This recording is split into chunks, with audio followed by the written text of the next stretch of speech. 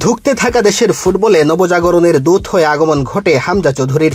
এক হামজার প্রত্যাবর্তনেই বদলে গেল প্রেক্ষাপট। যেই ফুটবল থেকে একসময় মুখ ফিরিয়ে নিয়েছিলেন ভক্তরা, এখন মানুষের মুখে মুখে সেই ফুটবল বন্দনা। প্রতিপক্ষ দলগুলোও এখন বিশেষভাবে গুরুত্ব দিচ্ছে লাল সবুজ জার্সিধারীদের। আলোচনায় থাকা সামিদ সোম ও কিওয়া মিচেল যোগ দিলে বাংলাদেশ দল আরও শক্তিশালী হয়ে উঠবে, সেটা বলাই যায়।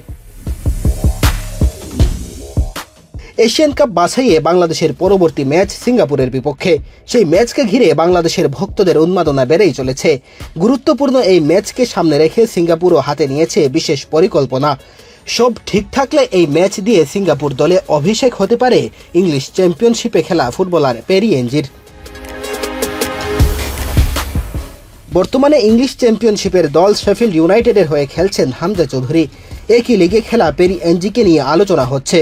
সবার জানার আগ্রহ বাড়ছে, ব্যক্তিগত অর্জন ও ফর্ম বিবেচনায় কে সেরা, হামজা নাকি পেরি এনজি।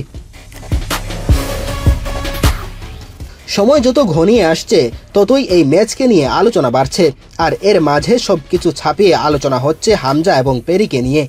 এশিয়ান কাপের ম্যাচে লড়াইটাও হবে মূলত হামজা এবং পেরির মধ্যে, কেননা বর্তমানে দক্ষিণ এশিয়ার সেরা তারকা এখন এই দুজন।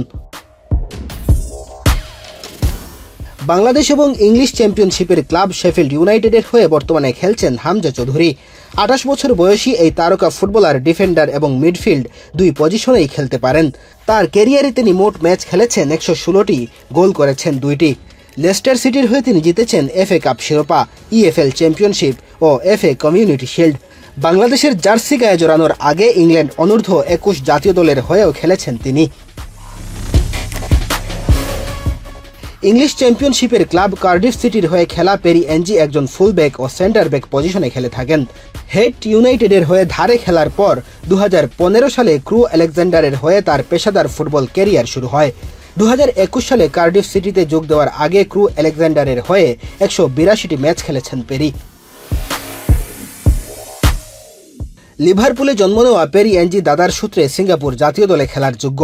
2023 সালে ব্রিটিশ সংবাদ মাধ্যম বিবিসির এক সাক্ষাৎকারে পেরি জানিয়েছিলেন তিনি সিঙ্গাপুরের নাগরিকত্ব পাওয়ার জন্য কাজ করছেন, তবে সিঙ্গাপুরের দ্বৈত নাগরিকত্ব আইন অনুযায়ী তাকে ব্রিটিশ পাসপোর্ট ত্যাগ করতে হতো।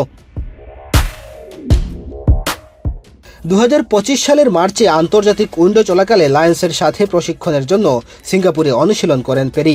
ফিফার কাছ থেকেও সব ধরনের ছাড়পত্র পেয়ে গেছেন, ফলে আগামী জুনে বাংলাদেশের বিপক্ষে তার মাঠে নামার প্রবল সম্ভাবনা রয়েছে। হামজা চৌধুরীর সাথে তুলনা করা হলেও তার মতো অতটা সমৃদ্ধ নয় পেরি এনজির ক্যারিয়ার।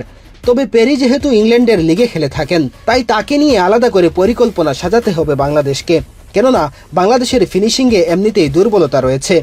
এমন অবস্থায় পেরি যদি বাংলাদেশের বিপক্ষে মাঠে নামেন, তখন বাংলাদেশের ফরওয়ার্ডদের আরও বড় চ্যালেঞ্জের মুখোমুখি হতে হবে।